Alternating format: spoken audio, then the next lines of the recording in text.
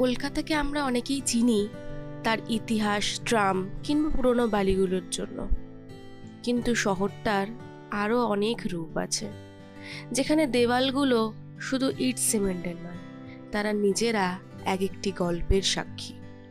আজ আমি ঘুরে দেখাবো কলকাতার কয়েকটি অসাধারণ স্ট্রিট আর্ট ডেস্টিনেশন, যেখানে শিল্প আর শহুরে জীবন একসঙ্গে মিশে গেছে। আমি এখন চলে এসেছি কলকাতার জনপ্রিয় চাপাতলা ঘাটে। এখানে আসার লোকেশনটা আপনাদের সাথে শেয়ার করে নিই। আমার বাঁ দিক থেকে চলে গেলে আপনারা পাবেন শোভাবাজার ফেরিঘাট বা শোভাবাজার স্টেশন।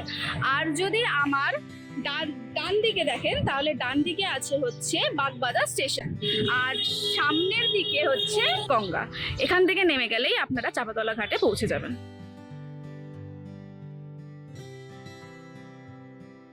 নদীর ধারে চাপাতলা ঘাটের এই শিল্পকর্মগুলো যেন শহরের স্মৃতি আর বর্তমানকে এক ফ্রেমে ধরে রাখে। এখানে প্রতিটি রং, প্রতিটি রেখা কলকাতার নিজস্ব পরিচয়কে আরও জীবন্ত করে তোলে।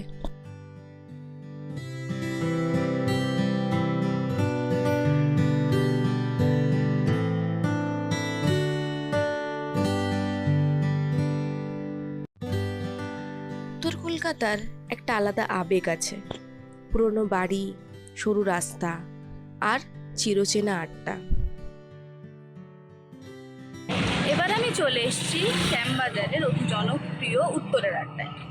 যারা লোকেশনটা জানেন না তাদেরকে বলে দিই, আমার পেছনের দিকে আপনারা দেখতে পাচ্ছেন শ্যামবাজার দেশবন্ধু পার্ক, আর এখান থেকে ঠিক বাঁদিকে চলে গেলে আপনারা দেখতে পাবেন আরজিকর রোড। দেশবন্ধু পার্কের ঠিক অপোজিটেই আপনারা পাবেন এই লোকেশনটা।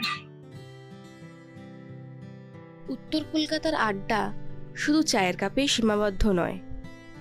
এখানকার দেওয়ালগুলো যেন প্রতিনিয়ত চায়ের কাপ হাতে নানান গল্প বলে চলেছে, ইতিহাস, সংস্কৃতি এবং মানুষের গল্প।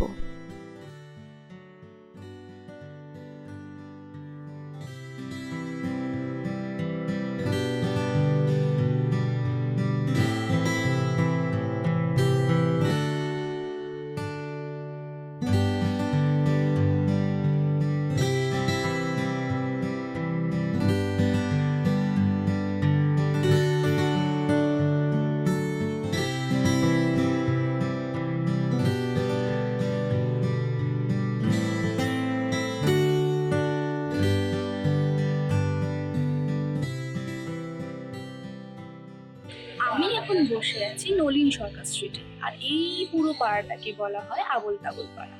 যদিও স্ট্রিট আর্ট বলতে আমরা যা বুঝি এটা ঠিক তেমন নয়, কিন্তু দুর্গাপূজার থিমের জন্য এই পাড়াটাকে পুরো আবোল তাবোল থিমে সাজানো হয়। নবীন পল্লী ক্লাবের উদ্যোগে এই পাড়াটাকে সাজানো হয় আবোল তাবোল থিমে। পুজোটা চলে গেলেও পাড়াটা কিন্তু এখনো আবোল তাবোল থিমেই সেজে রয়েছে।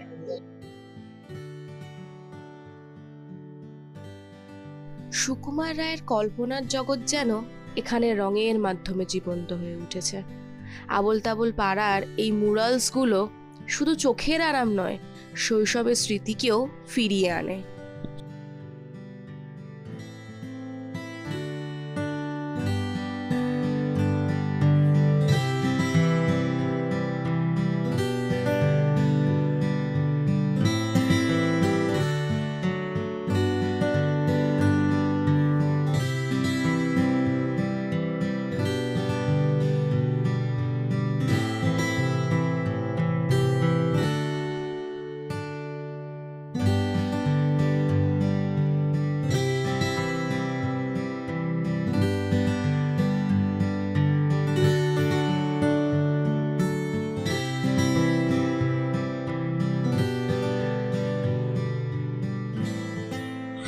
স্ট্রিট আর্টের কথা বলবো আর দক্ষিণ কলকাতার কথা বলবো না, সেটা তো হতেই পারে না।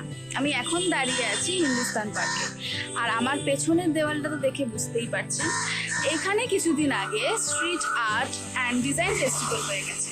দেওয়ালটা ভীষণ সুন্দর করে সাজানো হয়েছে, তাকালেই চারিদিকে আর্ট দেখতে পাবেন। লোকেশনটা হচ্ছে গোল পার্ক থেকে হিন্দুস্তান পার্কের দিকে আসতে হবে, আর ঠিক এই দেওয়ালটার অপোজিটেই আপনারা দেখতে পাচ্ছেন পঞ্চমের আড্ডা ক্যাফেটা।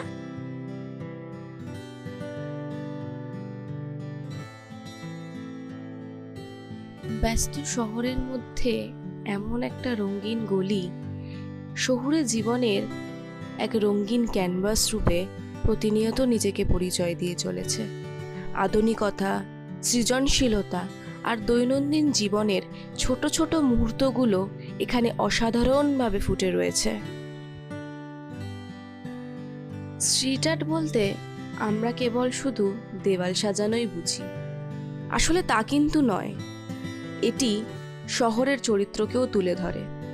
কলকাতার এই রঙিন কোণগুলো প্রমাণ করে যে শিল্প শুধু গ্যালারির মধ্যেই সীমাবদ্ধ নয়, তা মানুষের মাঝে, রাস্তার পাশে, প্রতিদিনের জীবনের মধ্যেই বেঁচে থাকে। আপনার কোন স্ট্রিট আর্ট স্পটটি সবচেয়ে ভালো লেগেছে সেটা অবশ্যই জানাবেন। আর এমন আরও ট্রাভেল এবং আর্ট রিলেটেড ব্লগ দেখতে আমার চ্যানেলটিকে সাবস্ক্রাইব করতে একদম ভুলবেন না।